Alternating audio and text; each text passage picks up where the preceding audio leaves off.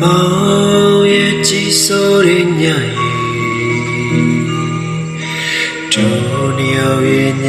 အမောင်ရဲ့နေတေးစိတ်ချမ်းသာလို့မို့လို့ငြိမ်သက်စေတို့ရဲ့မောင်ရဲ့ညလေး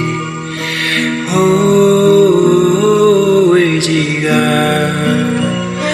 ငြိမ်သက်စေစေလေးတဲ့ဟိုကြရဲ့လေးပြင်းရဲ့ငြိမ်သက်စေညမှာအသာအရာတို့လိုတိုက်ခတ်နေဒေးပြန်မွေးတဲ့ပဲနဲ့တွေဆောင်ယူသေးတာလေးညလေးလူရရင်တွေမဲ့ပန်းလေးတပွေ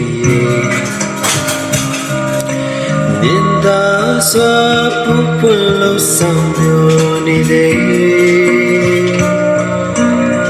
ပန်းချတူတို့လည်းနေကွယ်ခုစဖို့ဆိုရုံလို့နေလေ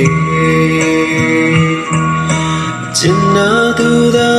ခုဆိုသူဖြစ်ပါစေလေဆိုယူမေဟန်ပြေကပဲယူရစွာထွေးပွေထားပါမေ